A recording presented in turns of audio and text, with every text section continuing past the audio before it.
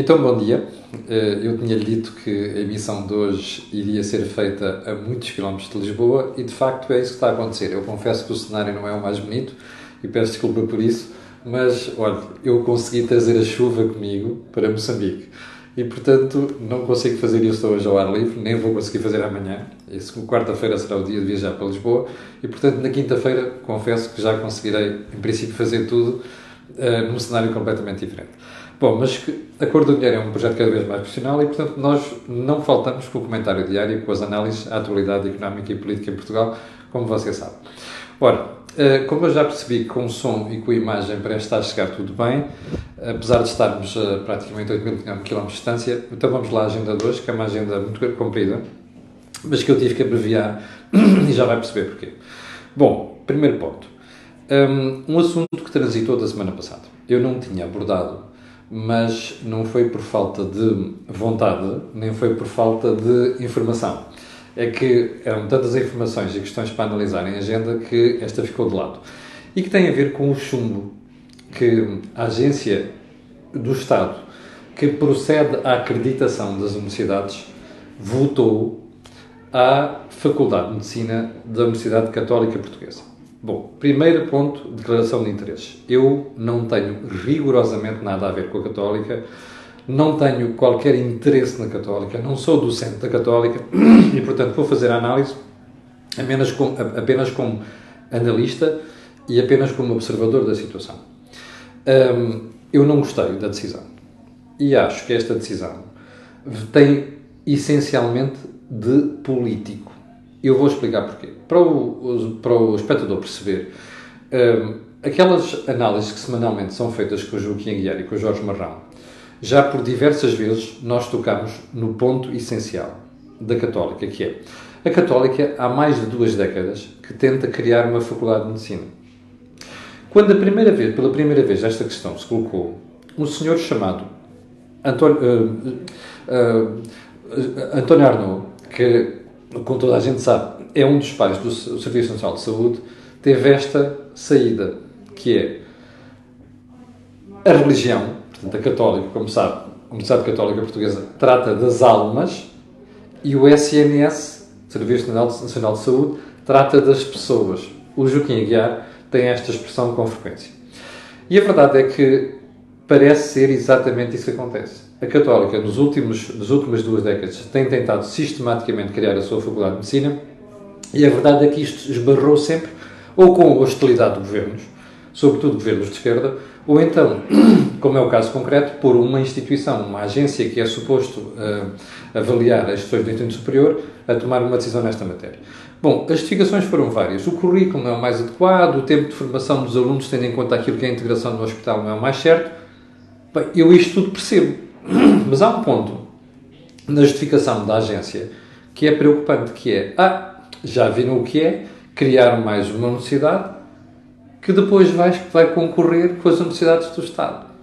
Há 5 faculdades de medicina em Portugal. Qual é a preocupação aqui do Governo e qual é a preocupação do Estado? É, se aparecer uma nova, os professores e quem forma as pessoas nas faculdades de medicina do Estado vai transitar para os privados. Bom, há uma pergunta que tenho para fazer. Primeiro ponto. Aliás, há 2 perguntas que tenho para fazer. A primeira é esta. Então, porquê é que Vossas Excelências acham que iria haver uma debandada e uma corrida de professores das universidades públicas de medicina por uma universidade privada? A razão é óbvia. Alguém ia dar aqui alguma coisa que as outras não estão a dar. A mais. Isto parece-me evidente. A segunda questão é esta. Espera aí. É o Estado que tem que regular estas questões de concorrência. Repara uma coisa, as pessoas são livres de irem prestar os seus serviços ou dar o seu contributo por um muito bem entender. Ora, que sentido é que faz ser o Estado a dizer assim, eu não quero que haja uma fuga de profissionais destas universidades para aquela universidade. Bom, eu, ao olhar para aquela decisão, não tenho qualquer dúvida. O Estado amedrontou-se. O Estado está preocupado em quebrar este monopólio público, nas faculdades de medicina e é essa a razão que leva a não deixar criar uma universidade privada. Eu acho isto lamentável e, sinceramente, espero que aquele recurso que a Universidade Católica já meteu para no futuro poder, ou seja, para voltar a meter um novo processo, que isto venha a ser aprovado, porque é lamentável o papel que o Estado está a desempenhar nesta matéria. Bom, segundo ponto do período de ordem do dia, parece que há um conjunto de históricos do Bloco de Esquerda que está preocupado com a direção que o partido está a tomar. Bom, eu, quanto a isto, só tenho a dizer uma coisa. Então, esta malta parece que acordou tarde, não é? Porque o problema fundamental do Bloco de Esquerda não existe agora. O problema fundamental do Bloco de Esquerda foi ter feito uma aliança com o Partido Socialista em dezembro de 2015. E passou os 4 anos seguintes a fazer fretes, é esta a expressão, a fazer fretes literalmente ao governo. Inclusive, é um dos responsáveis pelo Estado em que se encontra alguns serviços do Estado, entre os quais o SNS, como nós temos aqui a analisar, e vamos analisar hoje com algum detalhe, novamente. Portanto, esta malta do Bloco de Esquerda, que está preocupado com a direção do partido, devia ter acordado há 4 anos, ou há 5 anos. Não é agora. E, sobretudo, cheira aquelas coisas de, bom, se calhar que vamos ter aqui um cisma do Bloco de Esquerda. Como sabe, o problema dos partidos portugueses é que aquilo esfrangalha-se muito, porque às vezes há uma façãozinha que sai daqui e que vai para ali e depois tenta fazer um partido diferente. Olha, um belíssimo exemplo disso é o LIVRE e veja o resultado que aquilo está a dar. Mas, seguramente, voltaremos ao tema. Terceiro ponto.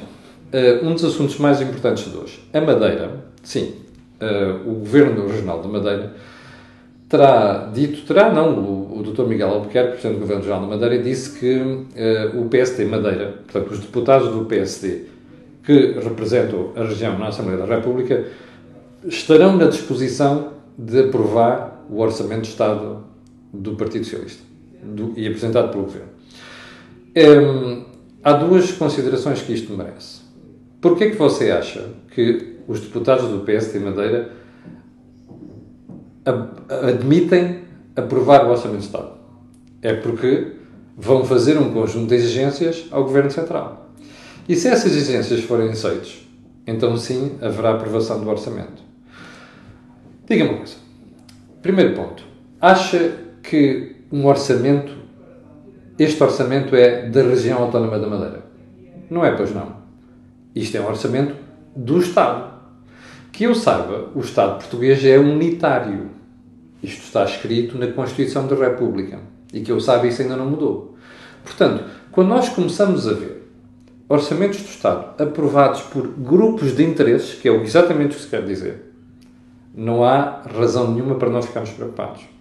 Mas eu gostava de levar a análise mais longe. Como sabe, nós estamos em maré de reivindicação de uma nova fase da regionalização. Você viu na semana passada, nós tocámos aqui isso brevemente, a entrevista dada pelo Presidente da Câmara do Porto e pelo Presidente da Câmara Municipal de Lisboa, que entre eles acham que a regionalização deve avançar. Aliás, que é uma coisa preocupante, deve avançar inclusive sem um novo referendo. Eu tinha-lhe dito aqui há uns meses, na sequência de um programa no Think Tank com o Jorge Marrão e com o Joaquim Aguiar, que estava a preparar, que estava-se a cozinhar um golpe, não é um golpe, uma jogada para pôr a regionalização à avante, que era alterar a Constituição. Bom, como viu pelas declarações daqueles responsáveis da semana passada, é exatamente isso que algumas pessoas no Partido Socialista e não só querem fazer. Diga-me uma coisa, você acha que faz sentido para satisfazer interesses particulares mexer na Constituição? Pergunta. Há 21 anos, quando foi feito o primeiro referendo sobre a regionalização, que foi chumbado, o povo português chumbou, porquê é que nessa altura não se lembraram de fazer a tal revisão cirúrgica da Constituição para permitir aquilo? Porque já percebeu, não fica muito bem alterar a Constituição para estar a satisfazer interesses momentâneos. Isto faz sentido. Ora bem, se não fazia sentido na altura, que sentido é que faz agora? Fica a pergunta. E fica a segunda pergunta. Imagine você que você tem um Portugal regionalizado. Ok? E depois você começa a ter os deputados a votarem segundo os interesses de cada uma das suas regiões. Acha que isto faz sentido? Ou seja, não estaremos aqui a sobrepor interesses regionais aos interesses do Estado? Ora, aqui está uma das razões pelas quais eu sou visceralmente contra a regionalização. Bom, eu tinha aqui muitos pedidos de pessoas que me escreveram já hoje e ontem à noite, porque Parece que aí em Portugal agora a nova moda, a nova ideia é o governo negociar taxas de IVA faseadas consoante o consumo. Eu vou deixar isso para amanhã, quero analisar melhor aquilo que é a informação que já foi posta a circular, até porque temos aqui uma agenda muito preenchida para hoje e que tem a ver com, outra vez, o Serviço Nacional de Saúde. Eu podia ler aqui um mail que eu recebi no fim de semana de um elemento das Forças de Segurança da PSP que me contou a seguinte situação. Um colega da PSP dele teve um acidente em serviço, aleijou-se e foi parar ao Hospital de Santa Maria. Esteve 3 dias, ouviu bem, o doente à espera de ser operado. 3 dias, numa maca, no corredor de urgência do Hospital de Santa Maria, para poder ser operado. Diga-me uma coisa, o que é que você acha que sente um elemento das Forças de Segurança quando sabe que se tiver um acidente em serviço, pode ir parar a um corredor de urgência de um hospital à espera de ser operado? Veja-me só. Você dirá, está bem, mas um polícia não é diferente do resto dos cidadãos. É verdade. Já é lamentável que um cidadão tenha que ficar 3 dias num corredor de urgência de um hospital, repare, urgência, para ser operado. Bom, mas agora imagine que isto se passa com forças de segurança. Qual é o incentivo que nós estamos a dar a um polícia, no exercício das suas funções, quando ele sabe que se tiver um acidente ou um problema qualquer, pode ter de ficar 3 dias num corredor de urgência para ser operado? Isto é o estado do Serviço Nacional de Saúde hoje em dia. Bom, e por falar nisso, você não sei se reparou, mas na sexta-feira, depois de todas aquelas situações que foram denunciadas no Hospital do Algarve, aliás, nos hospitais do Algarve e no Hospital de Coimbra, a nossa querida Ministra Marta Quase Temido veio declarar peremptoriamente que não havia um problema de falta de médicos em Portugal, nomeadamente no Algarve. Portanto, a conclusão que a gente tira é que o problema do Algarve e de outros hospitais é que são mal geridos e que os médicos estão de má fé em relação ao país ao fazer as relações que fazem. Bom, a verdade é que a Ordem dos Médicos, ainda na sexta-feira, veio claramente e literalmente desmentir a Ministra. Bom, todos nós sabemos, eu já tenho abordado isto aqui muitas vezes, todos nós sabemos que existe um problema de gestão no Serviço Nacional de Saúde. Mas isso não esgota o problema. Os hospitais, ou melhor, alguns hospitais, têm hoje em dia claramente falta de médicos. E têm claramente falta de especialistas. Portanto, se a senhora Ministra, e, aliás, isto é mais uma prova que a doutora Marta Temido está no Ministério a fazer fretes, está a gerir o dia-a-dia e está a tentar tapar o sol com a peneira. O mínimo que a Ministra devia estar a fazer neste momento é reconhecer os problemas que levam os profissionais a dizer que não assumem a responsabilidade por aquilo que estão a fazer, que levam os especialistas a dizer que não vão fazer urgências, nem vão fazer cirurgias, não é? E tentar perceber o que é que está por trás daquilo e corrigir o problema. Estar a desmentir isto, tentando tapar o sol com a peneira, quando todos nós percebemos que não é apenas um problema de gestão, é um problema de falta de médicos, bom, isto diz bem da forma muito leviana como o Governo está a gerir o Serviço Nacional de Saúde. E por falar nisto, ok? Por falar em Serviço Nacional de Saúde e o péssimo estado em que está, no fim de semana tivemos acesso a uma entrevista da doutora Rosa Ventura, que é Presidente do Centro Hospitalar Central de Lisboa. Compreende o quê? O Hospital de São José, um dos maiores hospitais de Lisboa, o Hospital dos Capuz. A primeira mensagem da doutora Rosa Ventura foi: é urgente fazer um novo hospital em Lisboa. Como você sabe, já está planeado, já está pensado. É o Hospital Oriental, o Hospital de Todos os Santos, que vai ser construído. Ora, este hospital é suposto reunir de forma central, uma série de serviços que estão dispersos por vários hospitais. Bom, a mensagem que a Presidente do Conselho de Administração, atenção, é a Presidente do Conselho de Administração que passa, é esta: este Hospital de São José e dos Capuz, em breve, deixará de ser suficiente para satisfazer as necessidades da zona de Lisboa. Alguém tem dúvidas quanto a isto? Há quantos anos é que se fala no assunto? O que é que está a ser feito para obviar ao problema?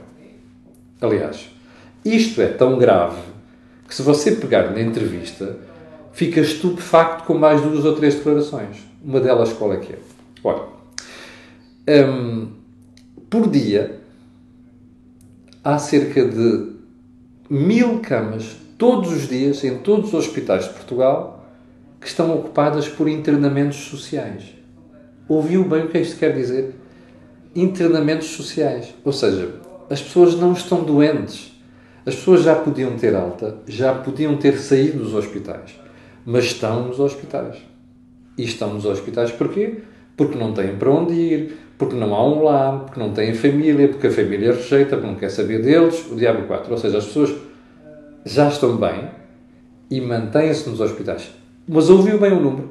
Por dia, em todo Portugal, são 1000 camas que são ocupadas por pessoas nesta situação. A conclusão imediata é estas 1000 camas que podiam estar a ser ocupadas por pessoas que precisam, pacientes que têm um problema de saúde e problema de saúde grave que acabam por não ficar internados. Você dirá, há um problema antigo? Claro que é um problema antigo. Mas o problema antigo não nos impede de tomar decisões a 4 a 5 anos para obviar isto. Aliás, citando a doutora Rosa Ventura, há uma situação inacreditável. Há um doente que está no hospital, já teve alta, não é doente, ou seja, encontra-se naquela situação internado porque não tem para onde ir. Sabe há quantos dias é que essa pessoa está nessa situação? Há mais de 265 dias. Daqui a pouco prefaz um ano, sem que a pessoa continue no hospital a ocupar uma cama, a gastar dinheiro ao Estado naquela situação, não é? E a ocupar uma cama que podia ser ocupada por outras pessoas, se encontra no hospital. Pergunta: a Segurança Social não devia ter resolvido já o problema? As autarquias estão solícitas a dizer que arranjam solução para mais tudo e mais alguma coisa. Não podia ter resolvido esse problema? Bom, as outras instituições, nomeadamente IPSS, não podiam ter resolvido este problema. É disto que nós estamos a falar. Repare, temos o Serviço Nacional de Saúde, temos a Segurança Social. Nenhuma destas instituições está a falar uma com a outra. Porque se estivessem a falar, não havia uma pessoa há 265 dias internada, quando já não devia estar internada. Já devia ter tido alta. Bom, mas vamos levar a análise mais longe. É a própria Presidente do Centro Hospitalar que diz que há mais 30 pessoas em situação parecida a esta. É verdade que não estão lá há 265 dias. Mas são pessoas que já tiveram alta e continuam internadas. Ou seja, nós temos os hospitais a fazer um papel social, que devia ser de IPSS, da Santa Casa da Misericórdia, da Segurança Social e por aí adiante. E até das câmaras municipais, das freguesias, o que você quiser. Aliás, já pode perceber porque é que aqui há uns 2 meses eu critiquei aqui a decisão do Hospital de Santa Maria de criar uma espécie de ala para onde vão as pessoas que não têm para onde ir. Repare uma coisa, não é a função de um hospital servir de segurança social. Não é a função de um hospital servir de lar de terceira idade. Outra coisa qualquer. Os hospitais são para tratar pessoas. Os hospitais são para tratar pessoas nas urgências, são para fazer cirurgias, são para internamentos. Não é para pessoas que fazem internamento social. Isto está tudo errado. O que a mim me espanta é como é que nós estamos a passar por isto tudo e já não nos sensibilizamos para o problema. Como é que anda a Ministra a dizer que vão fazer investimentos aqui e ali, mais na Segurança Social, a Ministra da Saúde, mais a Ministra da Segurança Social, e depois nós temos situações destas. Até porque a mesma entrevista, a doutora Rosa Ventura diz que há mais 30 pessoas à espera de vaga em cuidados continuados integrados. Repara uma coisa. Isto é o país de sucesso que nos andam a vender há 5 anos? Isto é o país onde estão a dizer que fizeram investimentos na saúde, mais não sei quantos na Segurança Social? Isto é a imagem de Portugal atual. Repare, são os responsáveis dos centros hospitalares a denunciar situações destas. Pessoas que estão há meses numa situação de internamento social quando já deviam estar fora dos hospitais. E isto mostra a falência total do Estado. Percebe? Porque situações destas já não deviam estar a acontecer. Imagine a preocupante que é saber que há 1000 camas todos os dias ocupadas por pessoas em hospitais portugueses que não deviam estar nos hospitais. 1000 camas. Isto é um escândalo, percebe? O que eu acho espantoso é como isto não provoca manifestações, não leva os comentadeiros que, quando estava aqui a Troika, abriam todos os dias a boca para fazer críticas à política de saúde e política de segurança social, e como é que isto está a acontecer debaixo das nossas barbas, ali à frente dos nossos olhos, e hoje em dia isto já não nos sensibiliza. Isto é a imagem do Portugal atual. Bom, último ponto da conversa de hoje, que está bem longo, Olha, o Rui Alves diz aí a culpa é de Passos Coelho, depois deve ser, já não está lá há 6 anos, deve ser dele, deve. Bom, último ponto. O Correio da Manhã ontem brindou-nos com uma novidade do Orçamento de Estado para 2020. A outra, como disse, é aquela questão do IVA, mas eu vou analisar aquilo com cuidado para tentar falar sobre o assunto amanhã. Bom, então o que é que diz o Correio da Manhã de ontem? Diz que o Governo vai mexer nas regras da pré-reforma para funcionários do Estado e que isso vai colocar 197 mil pessoas em situação potencial de se pré-reformar. Bom, você sabe qual é a minha opinião. As pré-reformas são um dos campos da Segurança Social. Seja da CGA, que é Serviços do Estado, funcionários do Estado, seja da Segurança Social em geral, que é toda a gente que trabalha no setor privado. E porquê? Porque quer dizer que as pessoas podem reformar antes da idade de reforma e depois ficam 20 anos ou mais de 20 anos a beneficiar do efeito, ou seja, recebendo reforma. Das duas, uma. Ou você fixa regras muito rígidas para desencorajar estas pré-reformas, ou seja, o Estado diz assim, você pode-se pré-reformar, mas atenção que as penalizações são muito graves.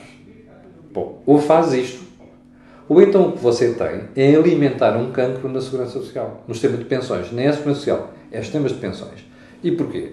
Porque se você for facilitar isto e tiver uma corrida de pessoas que vão para a pré-reforma, isto quer dizer que vai haver um número ainda mais elevado de anos em que as pessoas vão viver na situação de reforma a serem suportadas por pessoas que estão no ativo e são cada vez menos. Percebe? Portanto, isto que aqui está, que é vendido com a ideia de é uma forma de reformar o Estado, no sentido em que vamos pôr pessoas mais velhas fora de função pública e vamos admitir novas pessoas, isto é um dos campos da Segurança Social. Eu só não lhe dou o veredito final em relação a esta matéria, em minha opinião, hoje, por uma razão muito simples. É que quero ver exatamente em que ele se vai traduzir. Ou seja, não basta que me digam assim, há 197 mil pessoas que ficam em situação potencial de se pré-reformar. Eu quero ver quais são as condições em concreto que o Governo vai fixar por aquilo. Nessa altura, farei aqui uma análise final. Mas não me custa perceber, face àquilo que é o facilitismo que tem acontecido nos últimos anos, o que é que está aqui a ser tratado. Bom, chegamos ao final da conversa de hoje. Eu peço desculpa pelo cenário, como eu lhe digo, não é o mais adequado. Quero dizer que amanhã às 8 da manhã, 10 horas da manhã aqui em Moçambique, eu estarei de novo com vocês e quero pedir às 2.300 ou 2.400 pessoas que estão em direto que aquilo que peço sempre, coloquem um gosto e façam, partilhem nas redes sociais, porque aquilo que houve aqui não houve em mais sítio nenhum. Obrigado, com licença e até amanhã às 8.